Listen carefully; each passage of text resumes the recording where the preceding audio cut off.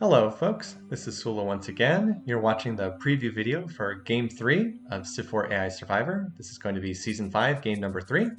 We will be having 6 AI leaders in this particular game. We've randomly drawn 6 leaders again into this particular setup. So let's go ahead and look at the map here in debug mode.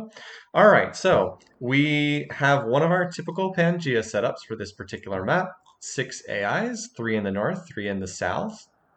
Typical kind of setup here. So let's go ahead and take a quick look at each one.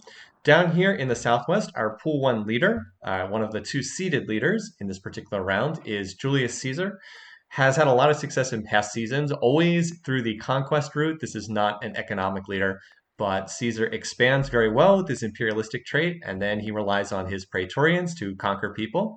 I believe, has the most kills of any leader in AI Survivor, if I'm remembering that correctly. And he has randomly rolled iron again. This was not pre-planted. I do the maps first, and then I draw the leaders onto the maps. But he has rolled iron, so he will have praetorians in this game, and we'll see what he ends up doing with them.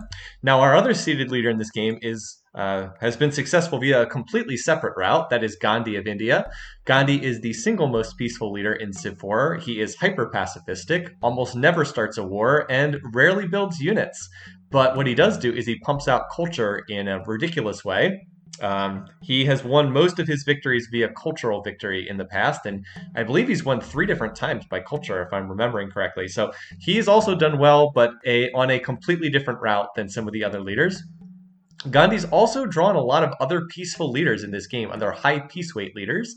He has also managed to draw Elizabeth, who is a leader very similar to him, although she leans more towards research than culture.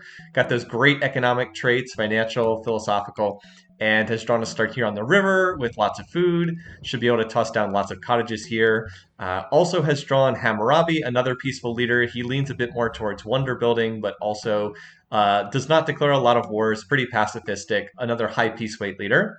And third, we have yet another leader in that mold. We have Frederick. He has the other very good cultural traits, philosophical, organized, also someone who is not going to be engaging in a lot of wars. I think his peace weight is the same as Hammurabi at the top, near the top of the scale.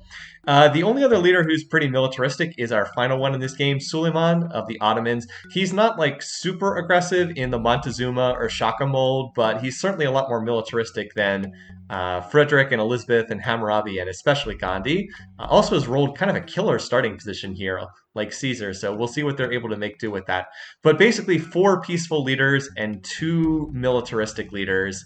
Will be interesting to see if the more peaceful approach comes out on top, or if the more militaristic setup ends up being the winning factor here. So this is the setup that we have for this particular game. This game will be getting played next week, a week from today as I'm recording this video, so that'll be on June 12th, starting at around noon Eastern time. We do run a picking contest for these games, and that is linked underneath the video. So hope that we'll see you there. We have a lot of people taking part in these games. We've had a great turnout thus far. And like I said, hope we catch a bunch of you for Game 3. See you then.